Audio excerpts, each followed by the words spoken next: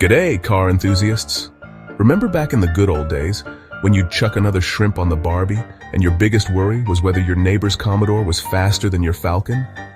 Yeah, the Aussie car scene has changed a bit since then. We've gone from a world dominated by Aussie-made muscle cars to a car park full of SUVs, electric cars, and brands you might not even recognize from a few years back. It's been a wild ride, with some big names biting the dust and surprising new players coming out of nowhere.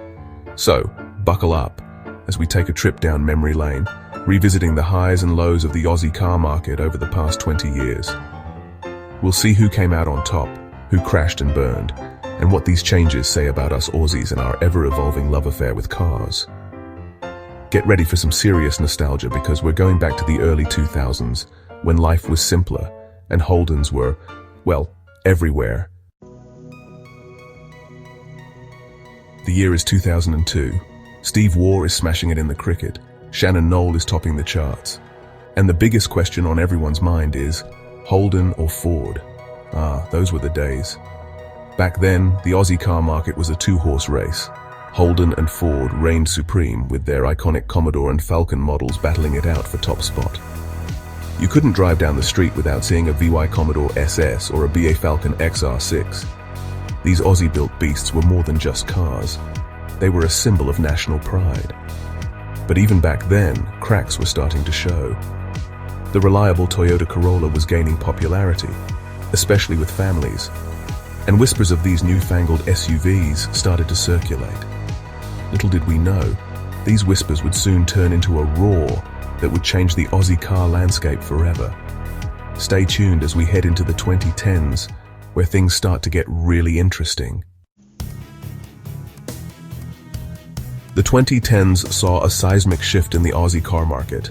Remember those whispers about SUVs? Well, they turned into a full-blown symphony. Suddenly, everyone and their dog wanted a car that could handle a trip to Bunnings and a weekend getaway to the snow. Toyota, with its trusty Hilux and the increasingly popular Prado, was perfectly positioned to capitalize on this trend. They climbed the charts faster than a kookaburra up a gum tree, eventually overtaking Holden as Australia's favorite car brand. But Toyota wasn't the only one making waves. Mazda, with its stylish and reliable Mazda 3 and CX-5 models, started giving the established players a run for their money. And then there were the Koreans. Hyundai and Kia, once seen as budget alternatives, upped their game with sleek designs, impressive tech, and unbeatable warranties. The writing was on the wall for Holden and Ford. The Aussie car market they once dominated was slipping through their fingers, and things were about to get a whole lot worse. The late 2010s will forever be remembered as a dark period for Aussie car enthusiasts. In 2017, after years of declining sales and government bailouts, Holden finally closed its Australian manufacturing plants, marking the end of an era. Ford followed suit a few years later, leaving a gaping hole in the hearts of many Aussies. But life, as they say, goes on, and in the absence of the Aussie icons, Toyota, Mazda, Hyundai, and Kia seized the opportunity to cement their place at the top. By 2020, these four brands accounted for over half of all new car sales in Australia. The Aussie car market had been transformed. No longer were we married to our Commodores and Falcons.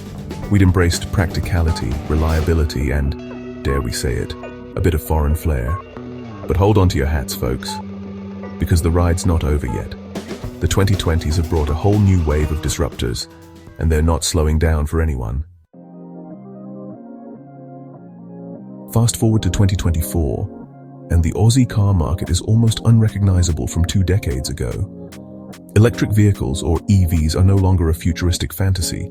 They're quickly becoming mainstream, with Tesla leading the charge, pun intended. But Tesla's not alone.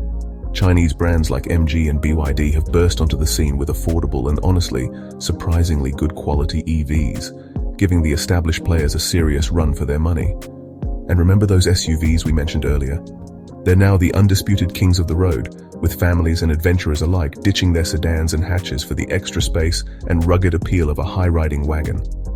UTEs, too, have experienced a resurgence, becoming the go-to vehicle for tradies and anyone who likes to chuck a few things in the back.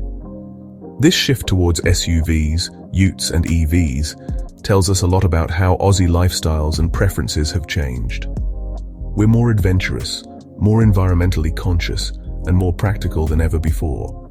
So there you have it, a whirlwind tour of the Aussie car market over the past 20 years.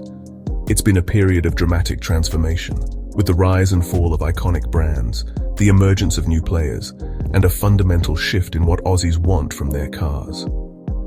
The biggest surprise? For us, it's got to be the meteoric rise of MG. Who would have thought that a once struggling British brand, now owned by a Chinese company, would become one of Australia's fastest growing car manufacturers? It just goes to show that in the ever-evolving world of cars, you can never say never.